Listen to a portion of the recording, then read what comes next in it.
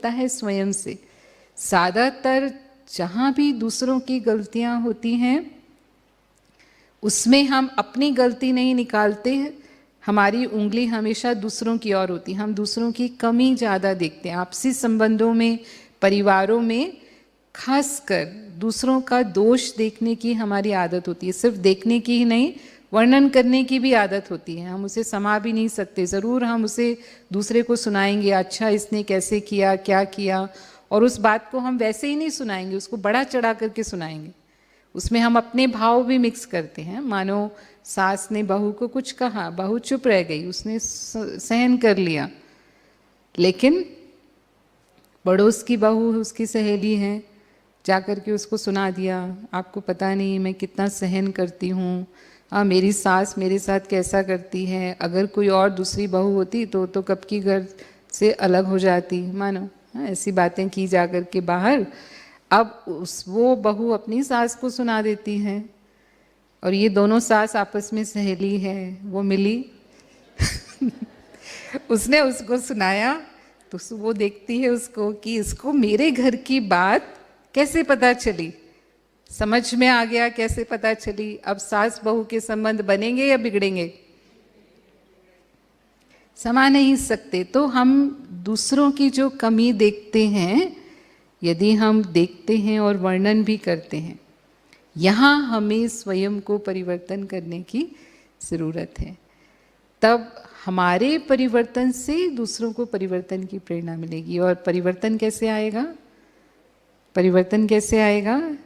ज़्यादातर हम बाह्यमुखी होते हैं। बाह्यमुखी होते हैं यानी बाह्य व्यवहार में हम कभी भी आत्मचिंतन नहीं करते, हम अपने आप को नहीं देखते, हम दूसरों को ही देखते रहते हैं। वो क्या कर रहा है, कैसे चल रहा है, उसको कैसा करना चाहिए, कैसे बोलना चाहिए, मुझे क्या करना चाहिए, क्या नहीं करना चाहिए, उसके बजाय हम दूसरों की टीका में ज़्यादा रहते हैं। लेकिन जब हम मेडिटेशन करते हैं तो मेडिटेशन में हम अंतर्मुखी होते हैं, बाह्यमुखी होने के बजाय अंतर्मुखी होते हैं। तब हमें आत्मनिरीक्षण का अवसर मिलता है। जो भी संबंधों में समस्याएं पैदा हो रही हैं, और भी बहुत सारी समस्याएं आती, तो कुछ समस्याओं की बात हमने की, लेकिन और भी बहुत स्थितियां पैदा होती हैं घर परिवार में। जैसे आपस में ईर्ष्या हो गई किसी को देख करके, हम तुलना करते हैं, ये भी हम 2 दिन से बातें कर रहे हैं। और धन संपत्ति को लेकर के जो भी आज भोगवाद इतना बढ़ता जा रहा है, तो उनके पास इतना धन है, इतने मकान है, इतनी गाड़ी है, और भी कई बातें ऐसी होती हैं। हमने दूसरों को देखा, ज़्यादा हम दूसरों को देख रहे हैं, फिर उससे अपनी भेंट करते हैं। फिर कहीं ना कहीं अगर हम सुपीरियर हैं तो अहंकार हो जाएगा, अगर हम इन्फीरियर हैं तो कहीं ना कहीं हीन भावना आने लग जाएगी। लेकिन जब हम आत्मचिंतन करते हैं तब हमें समझ में आता है कि मेरे चिंतन की दिशा क्या होनी चाहिए, मेरी सोच क्या होनी चाहिए।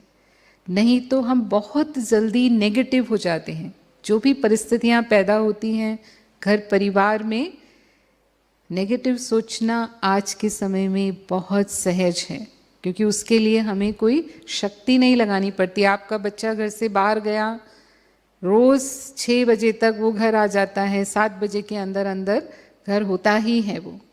लेकिन आज 8 बज गए, 9 बज गए, बच्चा घर नहीं आया, उससे संपर्क भी नहीं हो पा रहा है आपका। आप नेगेटिव सोचेंगे, पॉजिटिव सोचेंगे? नेगेटिव सोचेंगे, पॉजिटिव सोचेंगे? नेगेटिव ही सोचेंगे। और सुबह सुबह आपने एक न्यूज़पेपर में समाचार पढ़ा, एक यंग लड़का मोटरसाइकिल लेकर के गया, उसका एक्सीडेंट हो गया। अब आपका बेटा भी मोटरसाइकिल लेकर ही गया हुआ है।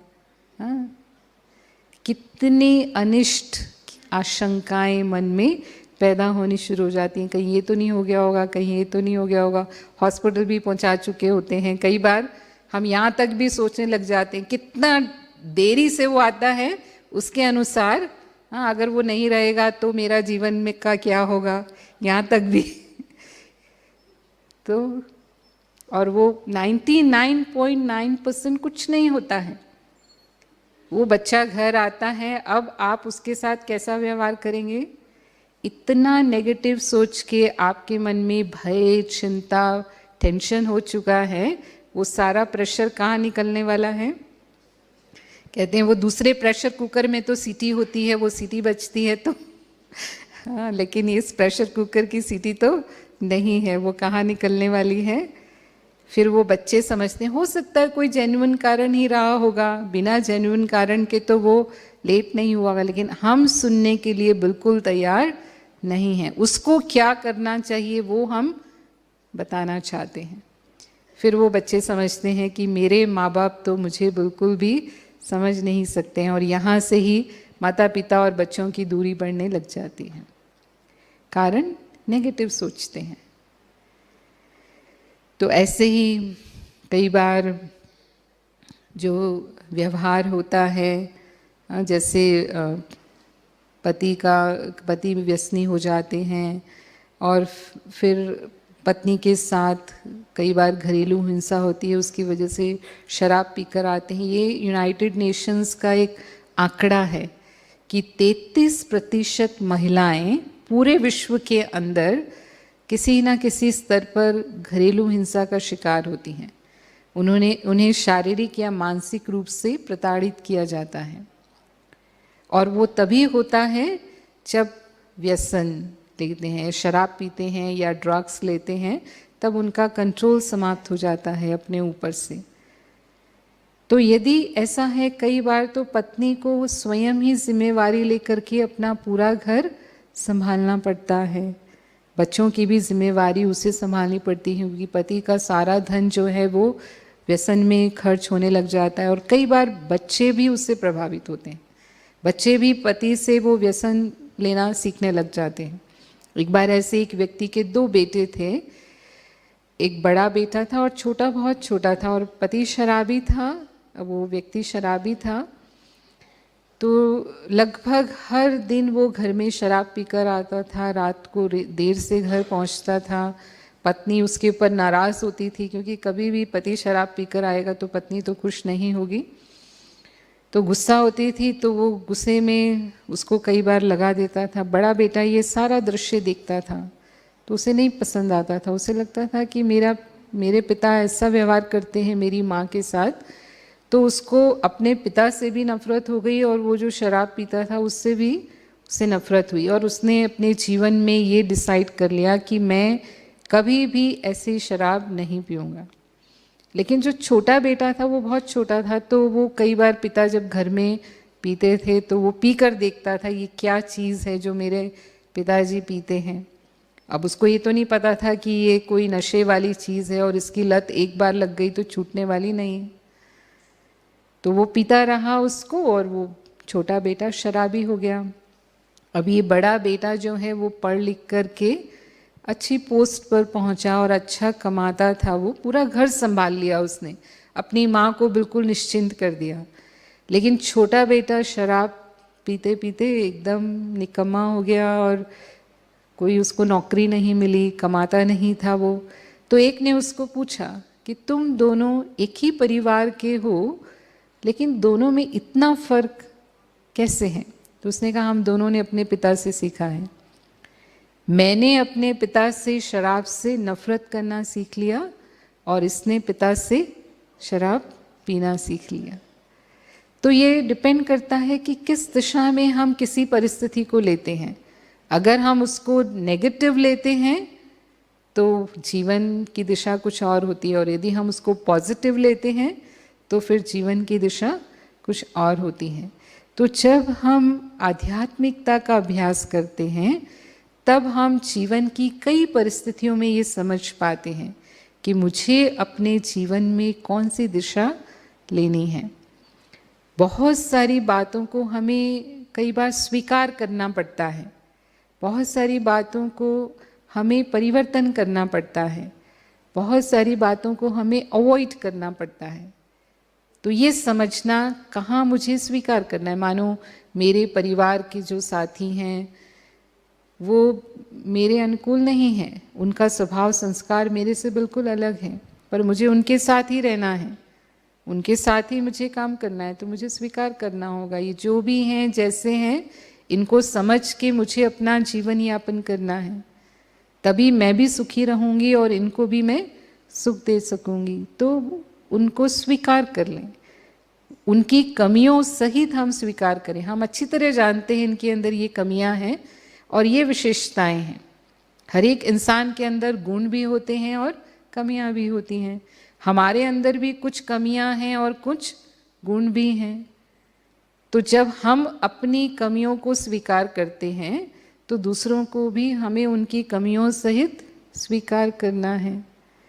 तो स्वीकार करेंगे तो फिर हमें उनके साथ रहने में टेंशन नहीं होगा। और परिवर्तन हम अपने स्वभाव में हमेशा ला सकते हैं, दूसरों को हम परिवर्तन नहीं कर सकते। आप ज़रूर उनको राय दे सकते हैं, लेकिन दूसरों की ज़िंदगी हमारे कंट्रोल में नहीं होती है। लेकिन हमारी ज़िंदगी हमारे कंट्रोल में। अगर मुझे समझ में आता है कि मुझे बहुत गुस्सा आ जाता है और मुझे इतना गुस्सा नहीं आना चाहिए, मैं गुस्से में पता नहीं क्या क्या कह जाती हूँ, ऐसे शब्द मुझे नहीं बोलने चाहिए, तो मुझे अपने को चेंज करना है। हो सकता है कि मैं जब अपने आप पर मेहनत करूँगी तो मुझे कुछ समय लगेगा, लेकिन अपने आप को मैं बदल सकती हूँ, ये मेरी शक्ति है। अगर मुझे ईर्ष्या हो जाती है, यदि मेरी बहुत सेंसिटिव नेचर है, मुझे बहुत जल्दी फीलिंग आ जाती है कोई भी बात में, ऐसी फीलिंग आती है कि मैं दिनों तक सामान्य नहीं हो पाती। किसी ने मुझे एक शब्द क्या कहा, वो 10 दिन तक मेरे दिमाग से बाहर नहीं होता है। इसका मतलब ये मेरी कमज़ोरी है और मैं इसको दूर करूं।